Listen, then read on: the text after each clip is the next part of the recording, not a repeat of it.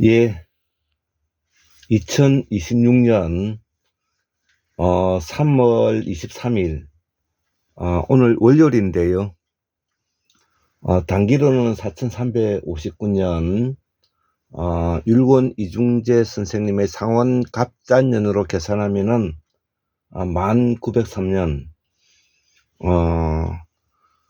삼성기 하편의 원중동 선생님의 기록에 의하면은 74,145년이라는 아주 유구한 역사를 자랑하고 있는 것이 우리 조선의 역사이고 이 한국사의 역사인데요. 오늘 이제 강의할 내용은 한국문명학술은 420번째 그리스 비극 5번째 강의를 한번 해보도록 하겠습니다.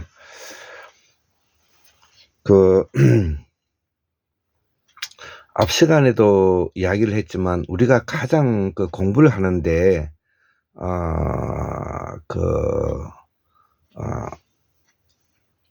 징검다리를 건너는데 가장 어려운 징검다리가 놓여져 있는 곳이 바로 그리스 신화와 그리스의 비극이 어떻게 해서 그리스 신화가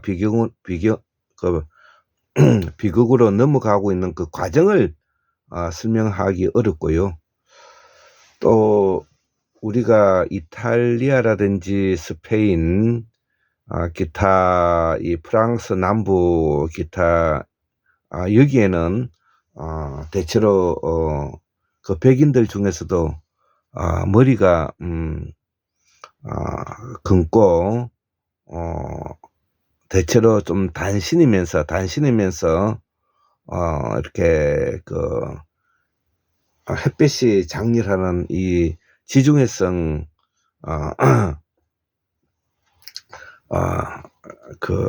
구릿빛을 하고 있는 이런 얼굴을 하고 있는데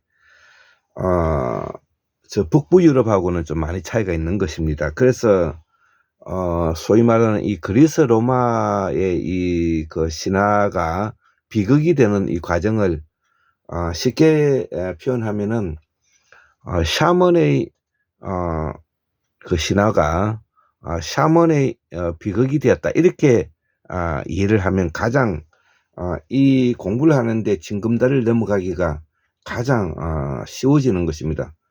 우리는 대체로 지금까지 공부를 하고 있는 방식이 소위 말하는 그리스 비극, 소위 말하는 샤먼의 비극에 초점을 맞추어서 서양 철학사, 서양 문화사, 서양 문학, 인본주의, 헬레니즘, 그 다음에 헤브라이즘, 기타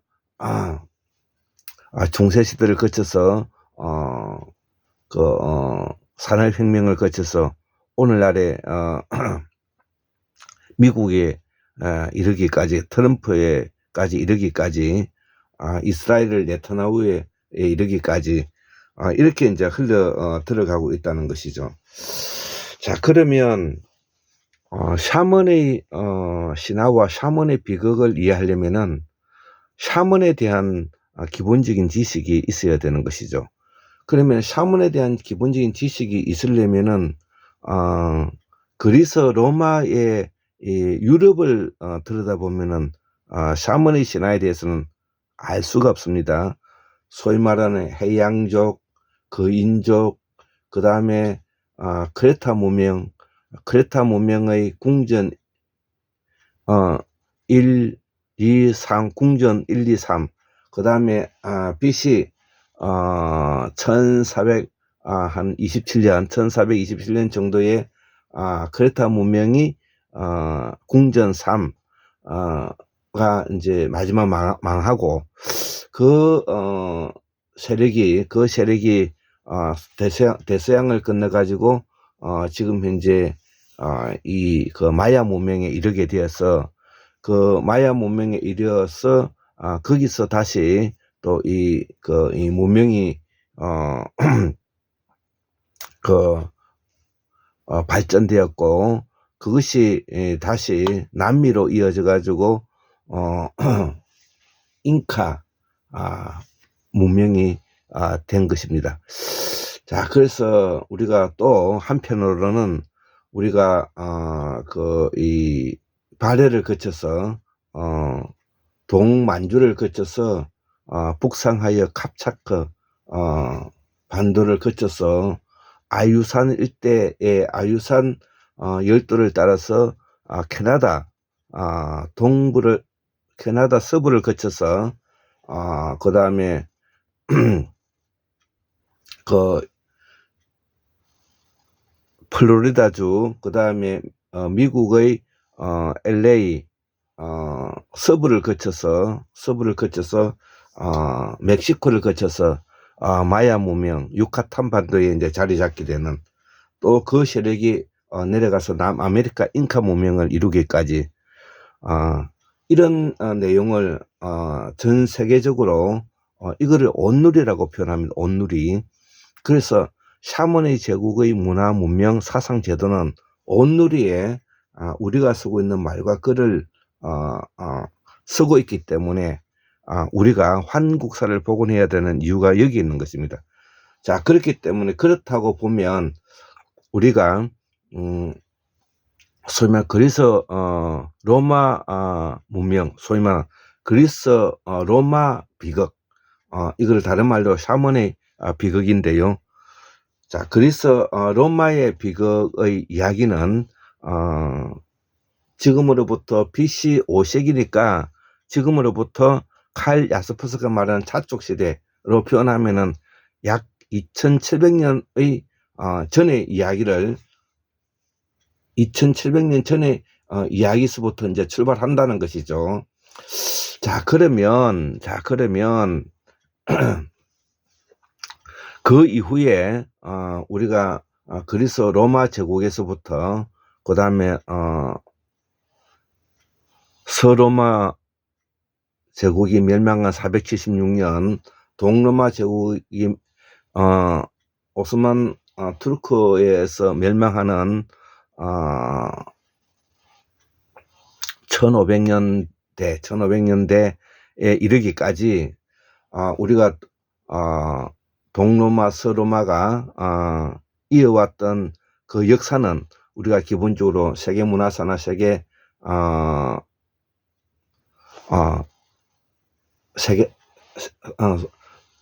서양 세계사에 가지고 우리가 잘 알고 있다는 것이죠. 자, 그래서 그렇다면 앞에 다시 이야기를 하지만 우리가 샤먼의 제국에 있어서 샤먼의 신화, 샤먼의 역사에 대해서는 우리가 잘 모르고 있기 때문에 가장 기본적으로 샤먼의 역사는, 샤먼의 신화의 역사는 바로 조로아스터와 밀접하게 연관성이 관여되어 있다는 것이죠. 물론 이 조로아스터교는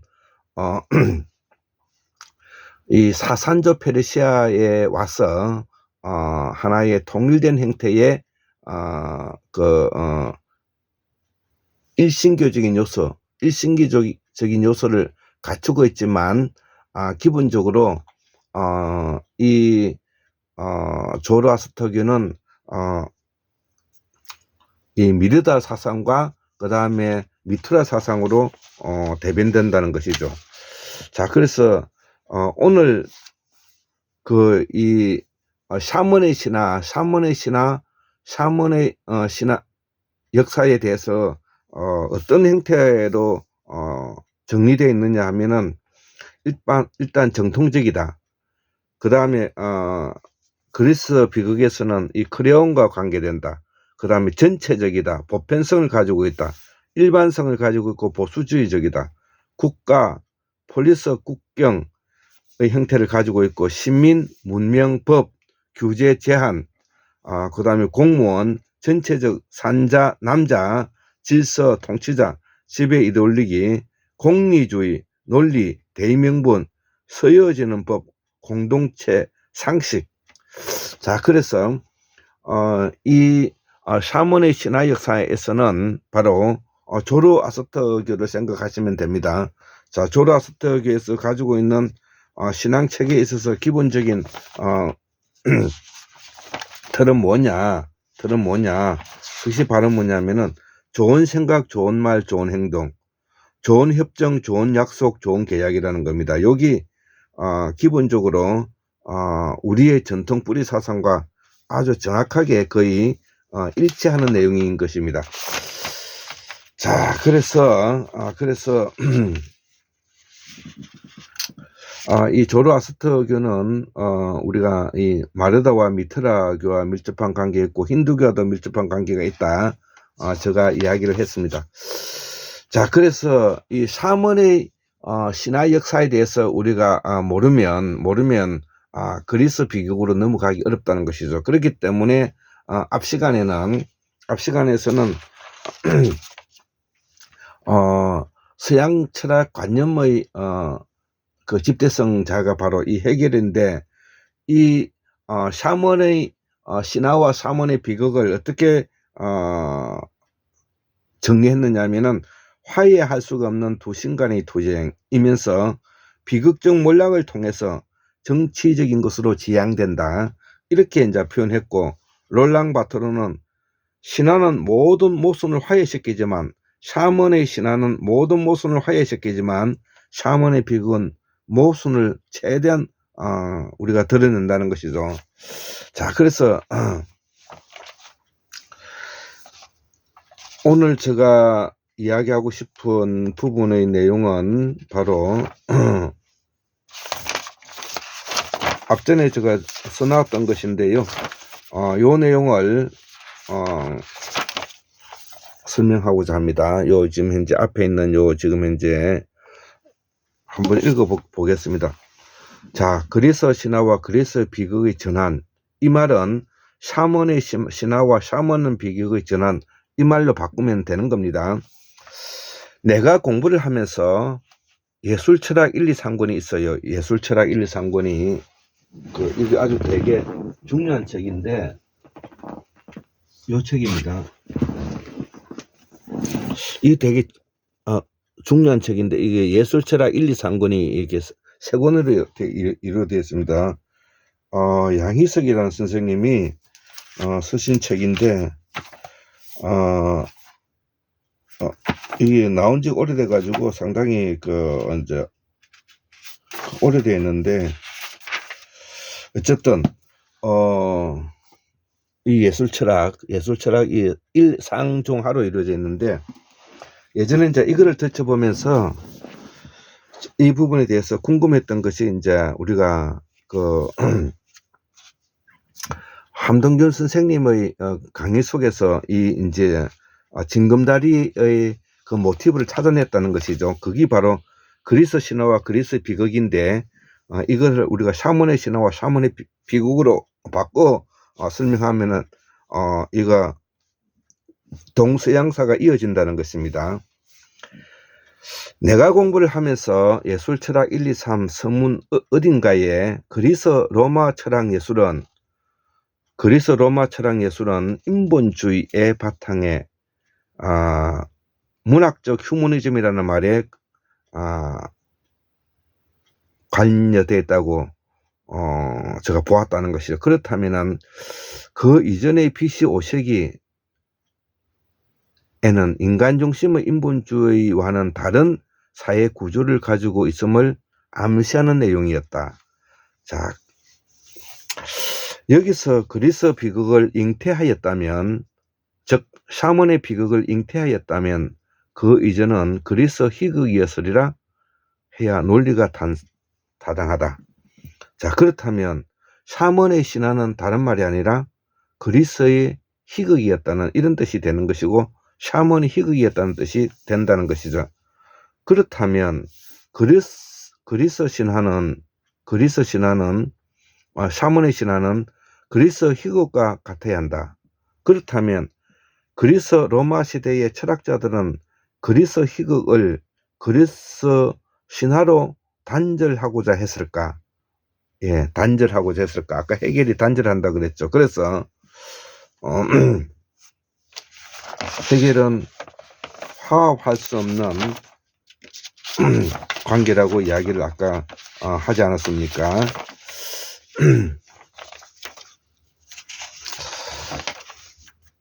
자, 그래서 화해할 수 없는 두 신간의 투쟁이라고 말을 했다 이거죠. 우리가 해결이.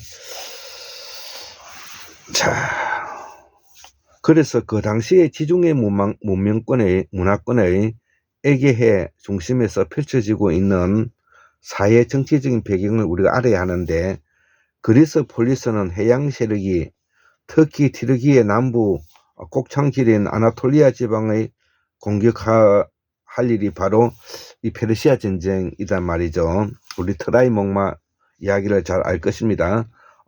쉽게 말해서 그리스가 이 페르시아의 국력이 약했기 때문에 트로이 목마를 이용해서 속임수를 통해 가지고 이긴다는 그런 내용이잖아요. 자, 그러면 이 그리스는 비극적이었고 페르시아는 희극적이었을 것이다 이거죠.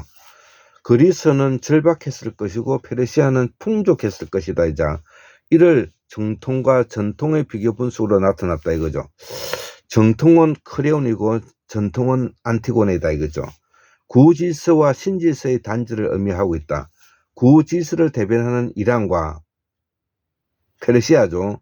신질서를 대변하는 이스라엘이, 이번 이스라엘과 미국이 서로가 적대시하여 우리가 이란의 2020년 2월 28일 이게 3월 지금 전쟁 계속하고 있죠. 지금 현재 이 시간에도 지금 20일이 넘었죠 벌써. 이 2500년이 지난 지금도 진행되고 있다면 이게 틀린 말이 될까? 여기에 화해는 무슨 의미일 텐가? 문학적인가 현실적인가? 그리고 독일의 관념 철학과 해결은 이를 화해할 수 없는 두 신간의 투쟁이라 정리하였고, 비극적인 몰락을 통해 정치적인 것으로 지향된다. 또 신화 샤머는 모순을 화해시키지만 비극은 모순을 최대한 드러낸다고 이 롤랑 바르트가 이야기했다 이거죠. 또 어떤 이는 넘어서야 하는 한계, 인간 조건의 유한성은 무엇이며 인간이 넘어서지 않아야 할 한계, 즉 핵폭탄, 범용 인공지능 AGI의 인간 조건의 유한성을 나타나고 있지 않을까? 우리가 다시 한번 확인해 봐야 된다는 것이죠. 이 말을 좀 설명하자면 인간 조건의 유한성은 과연 무엇이고 인간이 넘어서지 않아야 할 한계가 어떤 것인가에 대해서 우리가 기록하고 있는 부분이 현재의 이 핵폭탄 제조라든지 범용 인공지능에 의한 인간 조건의 유한성, 한계를 나타내는 것이 무엇인가에 대해서 우리가 한번 확인하게 보게 되었다는 것이죠. 자, 그래서 예전에 우리가 샤먼의 신화와 샤먼의 비극인 그 시기에도 2500년 전에도 바로 이러한 우리가 넘지 않아야 될 인간의 유한성에 대한 한계를 지적하고 이 문제에 대해서 고민을 했다는 겁니다. 자, 그렇기 때문에 2500년 전에 바로 그리스 신화와 그리스 비극이 나타난 것이 우리가 모순을 드러낼 것인지 아니면 그것을 모순을 모두 다 끝까지 밝혀서 인간 한계성, 인간이 가지고 있는 유한성의 한계를 우리가 드러낼 것인가에 대해서 그때도 그런 고민을 했다는 것입니다. 분명 인간 조건의 유한성은 드러났다는 것이죠. 인간 조건의 유한성은 드러났다. 이것이 인간의 마지막 화해의 길이다. 그렇게 저는 생각합니다. 자, 그래서 지금 현재 범용 인공지능 시대와 핵폭탄이 지금 현재 인류를 멸할 수 있는 위기 상황에 있는 이 시기가 바로 2500년 전에 신화와 비극의 속에서도 인간 조건의 유한성을 우리가 드러내고 있다. 이것이 저는 인간의 마지막 화해의 길이 아닐까 이렇게 생각하는 겁니다. 그렇게 인간이 무한한 부분에 대한 한계가 이제 드러나고 있다는 것을 우리가 인지하면서 제가 생각하는 이 피 흘리는 인간과 피 흘리지 않는 인공지능과의 우리가 대치 상태에 지금 놓여 있기 때문에 이 피 흘리는 인간이 피 흘리지 않는 인간에 대한 모든 부분에 있어서 부족한 부분을 우리가 피 흘리는 인간이 어떻게 하면 이것을 우리가 발전시켜 나갈까, 또 진보시켜 나갈까, 또 인간이 고유한 아름다움을, 인간이 가지고 있는 가치를 우리가 실현시켜 나가고 공유할 수 있을까, 이런 고민을 저는 해봐야 된다는 것이죠. 자, 그래서 그런 고민이 제가 이야기하는 내용을 지금 설명하고 있는 겁니다. 자, 그래서 그리스의 신화는 미트라 신앙이고, 샤먼의 신화는 미트라 신앙이고, 이런 말과 같죠. 보살사상, 생명사상이기 때문에 생명사상인 이 보살사상은 현실적이고 구체적이고 실제적이고 초자연적이고 초월적인 희극에서 출발한다 이거죠. 자, 그래서 인본주의, 현실주의, 초자연주의가 함께 우리가 공존해야 된다. 인본주의, 현실주의, 초자연주의가 함께 공존해야 된다. 반면에 그리스 비극은 샤먼의 비극이라고 하는데, 샤먼의 비극은 인간이란 무엇인가에 대한 깊은 통찰이 결국 서구 과학 문명의 극치에 이르게 되었고, 결국은 인간 가능성에 대한 유한성이 갇히게 되었다는 거죠. 즉 다시 말하면 서구 과학 문명의 발전은 인간은 무엇인가라는 세포 연구에서부터 오늘날의 범용 인공지능에까지 인간 가능성에 대한 유한성에 갇히게 되었다는 이야기입니다. 여기에 대한 반동이 구조주의, 후기 구조주의, 모더니즘, 포스트 모더니즘이다 이거죠. 자, 여기에 말하는 이 해체는 바로 인간 가능성에 대한 무한성의 해체를 말하고 있다는 것이죠. 자, 아까 한계를 드러내는 부분에 다 갇히게 된다는 말과 같은 것입니다. 인간 가능성에 대한 무한성의 해체를 말하는 것이다. 21세기는 여기에 써 있다. 여기에 써 있다. 인간 가능성에 대한 무한성의 해체, 즉 그리스 희극 시대로 돌아가야 한다는 말이다. 즉 샤먼의 희극 시대로 돌아가야 된다는 말입니다.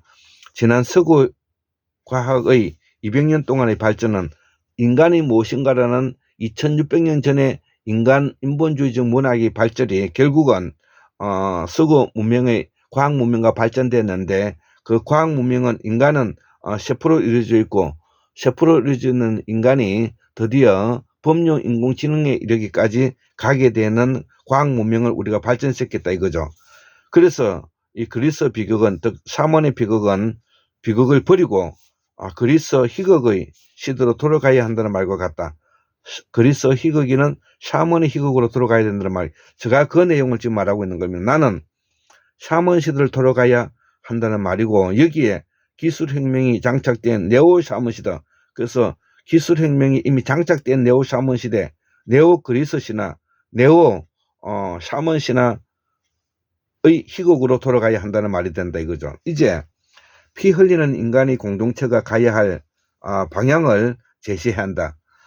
여기에 기성 종교가 역할을 일부 하겠지만은 결국은 종교가 하기가 어렵다고 저는 본다는 겁니다. 그래서 이 피 흘리는 인간 공동체를 발전시켜 나가기 위해서는 첫 번째, 황공무 학술원 연구원에서 연구한 내용을 밝히면 법령민주주의란 독립된 자율적 주체로서 스스로 학습하는 민주주의, 개인공화국, 자, 이것이 이제 민주공화국과 조금 차이가 있는 것인데요.